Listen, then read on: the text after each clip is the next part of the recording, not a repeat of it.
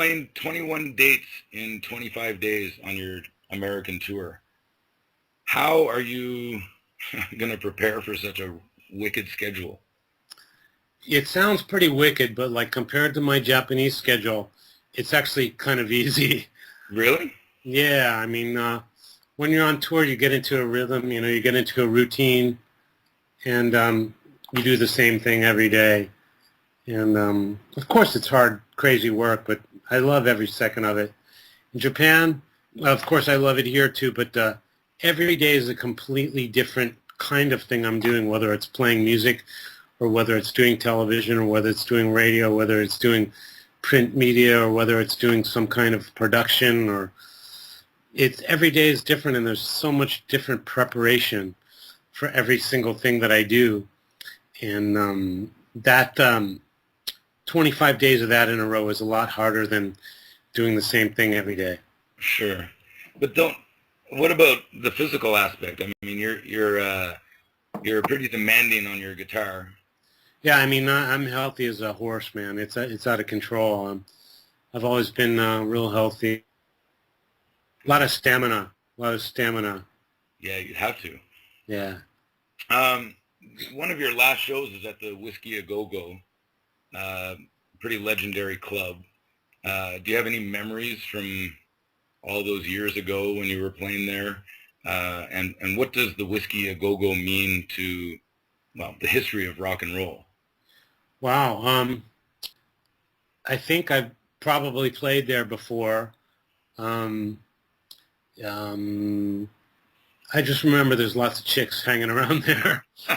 I don't really remember much other than that, but yeah, I mean, doing a solo show. Actually, this U.S. tour that I'm about to do is I'm calling it my first solo tour.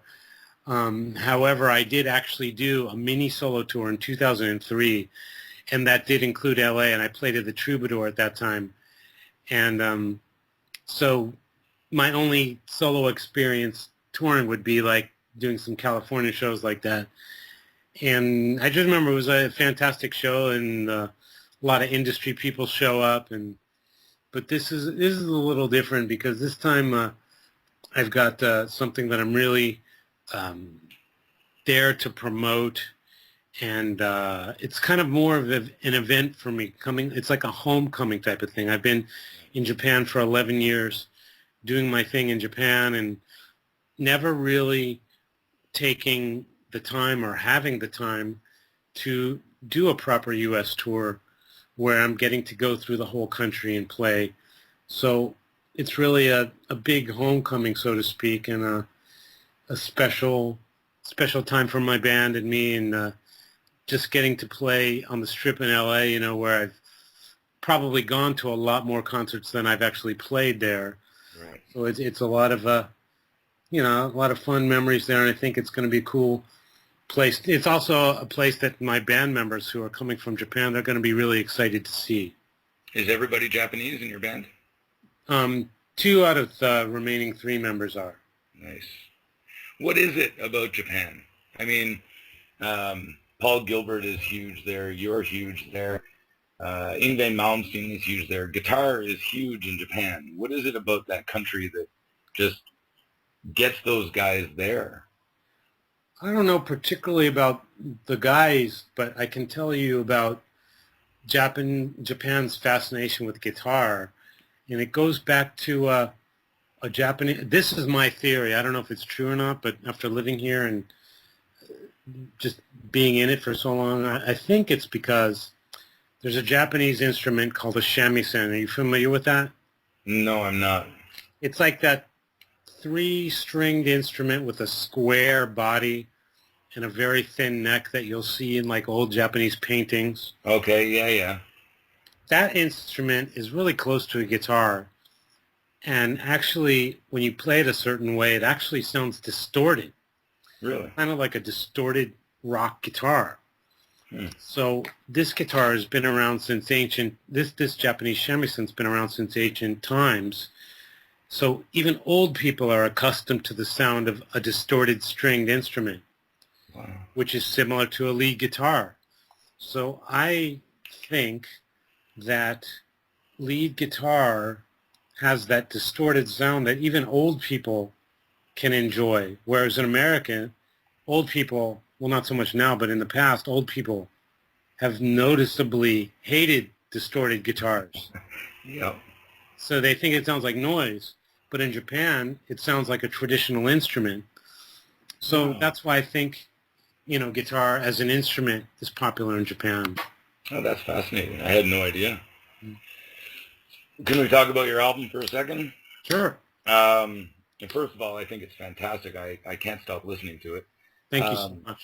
I have a couple questions about gear, and also I'm not going to ask anything about Megadeth, but I do wonder how the mindset changes when you're writing and recording with a band as opposed to a solo album.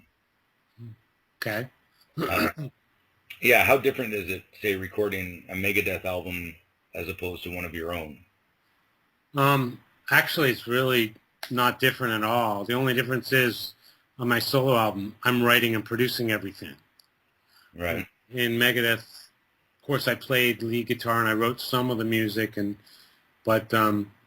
did some arranging.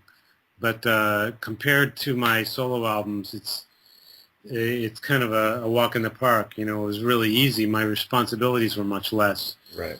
In my solo albums, every single note and every single breath of every single instrument, I have to approve every little thing. So it's much more work, but it's similar work. Sure. But I'm always in a band context. Even my solo music, it's always going to have to be played live at some time. Right.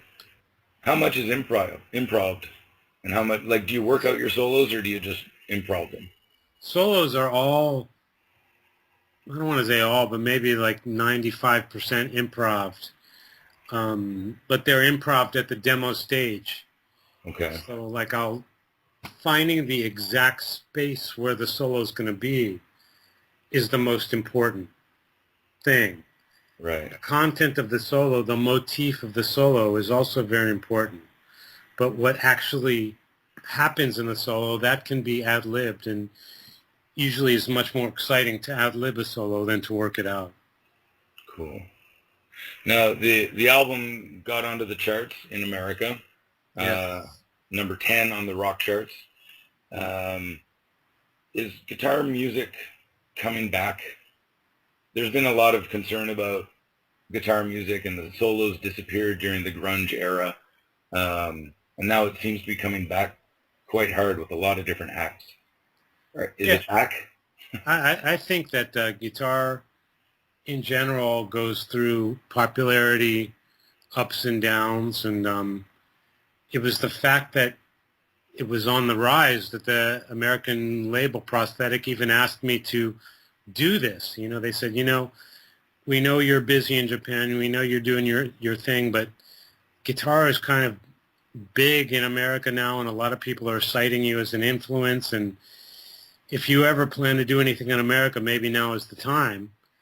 And so that was kind of like the stimulus for me to even do it. So I think guitar, people are enjoying listening to guitar more, and maybe the game has, changed in a way that guitar needs to be more exciting than it ever was before, and I'm always up for that challenge. So I think that must be the reason why there's, a big interest in Inferno.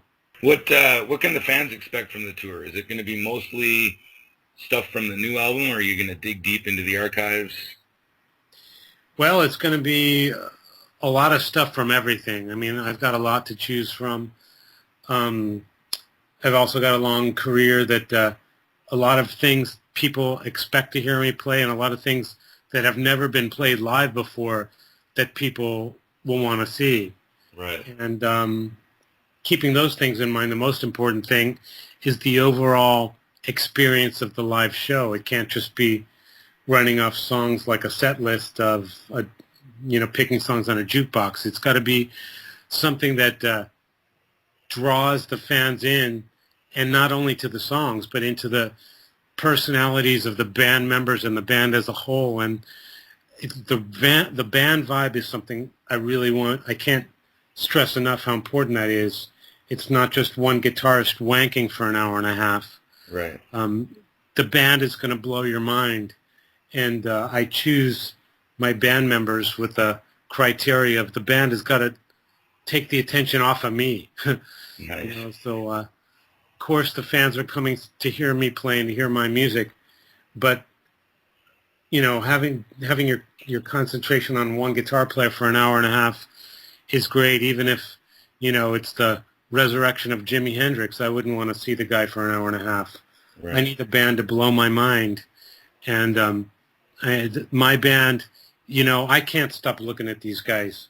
So I think it's really important for me to formulate the live show around the abilities and the showmanship and personality of my band, even more so than my own stuff.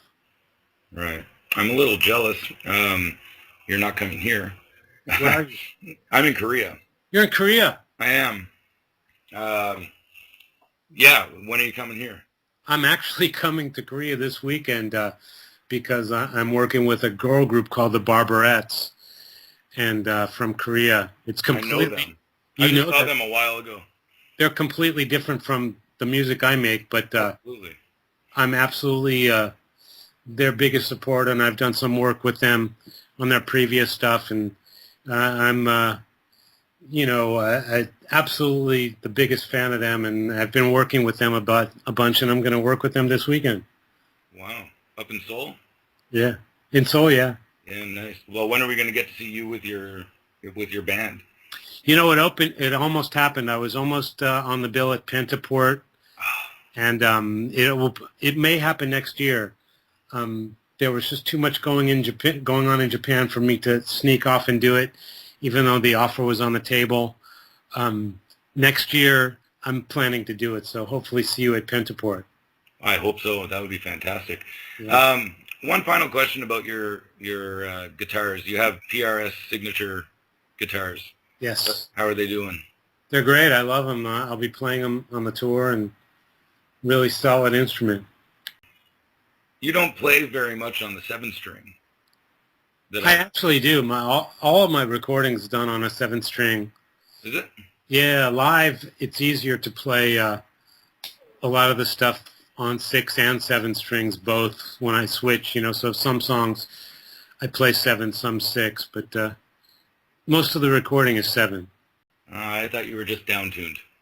Listen, I know you're exhausted, and I know you're worn out, so I'm going to let you go. I just want to wish you all the best on your upcoming tour, and hopefully we can see you very soon in Korea. I appreciate your support, man. That's what makes it happen, man. So thanks for calling, and hopefully talk to you again soon. I hope so. Have a great tour. Thanks, man. Take care, Ken. You too. Take care.